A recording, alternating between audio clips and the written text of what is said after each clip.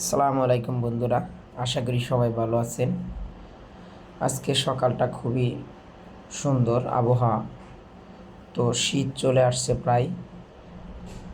আমাদের মার্কেটে শীতের সবজির আগমন ঘটছে। ভালো নতুন নতুন ফুলকপি আসতেছে, বাঁধাকপি আসতেছে, চাইনিজ সবজি সবই টাটকা টাটকা আসছে।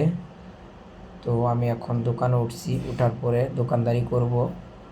দোকানদারি করতে করতে শরীর ক্লান্ত হয়ে যায় এক দুপুর করার পরে। তখন চিন্তা ভাবনা রাখছি যে আজকে নিজেই কিছু পাক করে খাবো। তো দোকানদারি করার পর আমি চলে গেলাম মাছ বাজারে, যে 2টা চিংড়ি কিনলাম। কেনার পরে নিয়ে আসছি। এখন চাইনিজ কিছু ভেজিটেবল নিয়ে বাসায় চলে আসছি, নিয়ে কাটাকাটি করে রান্নার জন্য ভাপ দিতেছি। বয়েল করার পরে আমি ঠান্ডা পানিতে সবজিগুলো চুবালাম, এরপরে নামিয়ে রাখলাম। নামানোর পর সবজিগুলো ঠান্ডা করলাম। ঠান্ডা করার পরে আমি আবার কড়াই দিলাম। কড়াইয়ের মধ্যে একটু তেল দিয়ে একটা ডিম হালকা বয়েল করে নিলাম। ডিমটা বয়েল করার পরে তেল দিয়ে হেরে আবার রসুন দিলাম। রসুন দিয়ে একটু রসুনটা ব্রাউন কালার করে এরপর আমার সবজিগুলো দিব। এর আগে 2টো চিংড়ি মাছ ছিল, চিংড়ি মাছ দুটো একটু ফ্রাই করে পরে সবজিগুলো দিছি। দেওয়ার পরে একটু নাড়াচাড়া দিলাম এবং কি একটু লবণ দিতে হবে, এই জন্যই লবণ দিলাম। একটু লবণ দেওয়ার পরে আর একটু নাড়াচাড়া দিলাম।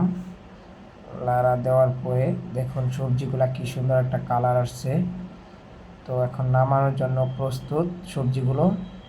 তো আমি এখন সবজিগুলো নামাবো। নামানোর পরে সবজি খাবো। আমার আর তর্স হইছে না খাওয়ার জন্য। আমার ওয়াইফকে বললাম তাড়াতাড়ি প্লেট আনো, সবজি হয়ে গেছে। তো সে প্লেট আনলো। আনতে আনতে আমি একটু পেঁয়াজ পাতা ছিটিয়ে দিলাম সবজির উপরে, সবজিটা আরও মজা হওয়ার জন্য। তো পেঁয়াজ পাতা ছিটানোর পর আর একটু নাড়াচাড়া দিলাম। নাড়া দেওয়ার পরে প্লেটের মধ্যে ঢেলে দিলাম। ঢেলে দেওয়ার পরে দেখুন কি সুন্দর একটা কালার আসছে।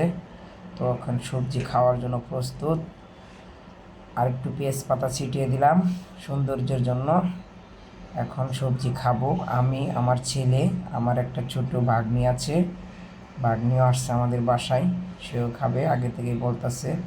তো ওরা তো দেখি খুব খাওয়ার জন্য লাফাচ্ছে যে সবজি খাবো সবজি খাবো।